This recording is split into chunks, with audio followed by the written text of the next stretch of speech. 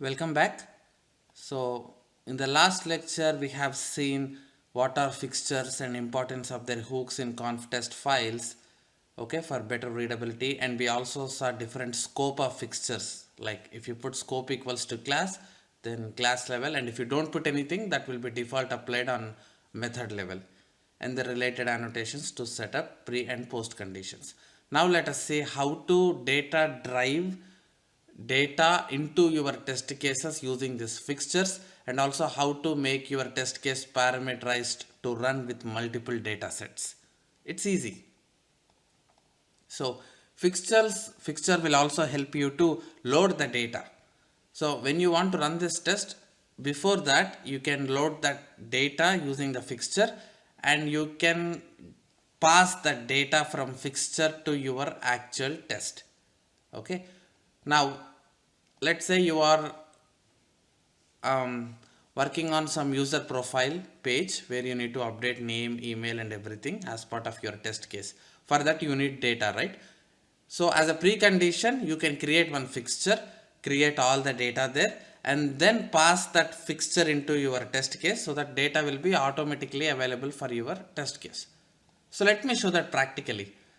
So with this lecture, you will understand that fixture is not only to run prerequisite, it will also help you to load the data. That also prerequisite, right? As a part of your test case, data should be ready before you begin your test, and you can do that as well. So let us see the another usage of fixture. I'll create new Python file and test underscore fixtures data. Right. So first of all, I'll create one fixture here. Let's have one more new fixture, def, and you can say as a data load, something like this. Assume that as you are building one profile page, you are editing a profile page where you want to send first name and last name. Okay. In that case, you can print whatever you want, or whatever code you want to declare, you can write. Right now I am printing that user profile data is being created, and you can actually pass the data from here to your test. How to do that? It's very simple. Return, and you can return what all the data you want for your test to available. So you want first name called Rahul, and then if you want to pass last name Shetty, and their website Rahul Shetty academy.com. Right. So first name, last name, URL, these three parameters you have created in your fixture, and you can send them at runtime to your test case which needs it. Okay. So there is an error here. What? Indent expected. There is already indent, right? What? It's why there are two indents here? This looks little different. Let me see. Oh, you see that when I try to close this another fixture, this code also getting closed. So that means we messed up somewhere. Oh, here. And now you can backspace it. Perfect. So this is a fixture, and you are returning the data like this. So basically you are returning a tuple. Remember, there are data types called a list and tuple. The only difference between those two is list will be on round brackets, where tuple will be on square brackets like this. So we are returning tuple so that our test case catches this. So you have to tell that it is a fixture to the Pytest. If not, Pytest do not know what this exactly means.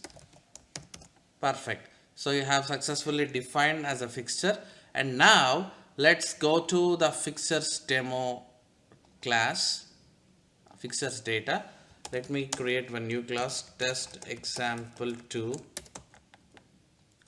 and here I will say edit profile is my method name, right?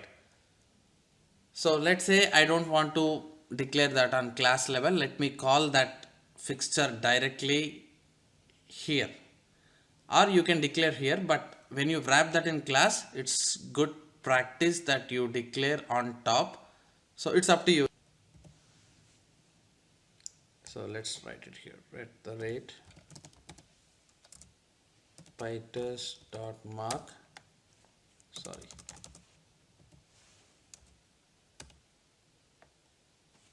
we have to import Pytest so that you will get all the options. Now we will get mark. Use fixtures. In the fixtures, what we need here is data load. Okay. So as I said, now this data load will be available to your method, and the data load is here, right? And that method will be, you can call that fixture with data load and print.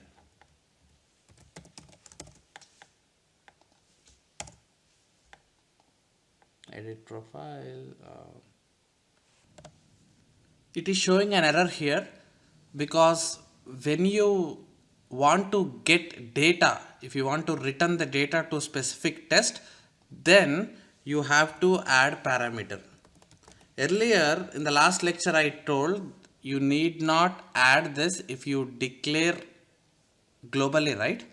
So if you don't want to receive any data from that specific fixture, then you can skip it. This particular test will actually execute that independently at the beginning, and then it will run this test. But here your scenario is different. You want to actually return, you are returning something. You are returning some data from your fixture. In the previous topic, we did not return anything, so you can actually not required to pass as a parameter once you declare globally. But in this case, you are returning something. When you're returning, then it's mandatory to pass that fixture name into your method. Okay, because you want to print something, and this is where it works. Right. I hope you understand the exact difference between why we are using this and why we are not using this. This is one of the famous interview question as well. If you just Google with Python test framework questions, you will know in what scenario you will be forced to pass fixture name though you have declared globally. In general, when you declare globally, people say it's not required. But you are returning something, then you should have an argument of your fixture name. So run this and see what happens. Right, it ran, and you see that when you try to print data load, it is printing that complete tuple. So that's the difference. As you are returning the whole data from here, that data is completely cached into your fixture here, and then when you try to print, the whole tuple is printed. Now if you want to print each and every data individually, it's simple. Data load of 0th index, Rahul is present, right? So Rahul will be printed. And if you want to print data load which is present in the second index, Rahul Shetty academy.com is there. In the first index, Shetty is there. So let me print second index. So like this, you can break the data and then you can use it for your purpose. So in real time, when you are working, you will have a step where you want to enter first name in one field and the email ID and URL in another field. So pass all the details like this in one tuple and receive that complete data here. And using the index, you can actually travel through each and every value and you can print them individually. Okay. So now when you run, you see that Rahul and Rahul Shetty academy.com is now available in your test. So this is how you can have your data set up separately in a fixture in conf test file, and in the runtime you can bring all the data what you need for your test case in this way, and you can use that data on your web automation by entering all these fields in your test. So this is how you drive the data. You can more optimize it, which we will talk in our further lectures, but this is the concept. You can get the data using this tuple by returning the statement. Okay, we'll continue in our next lecture. Thank you.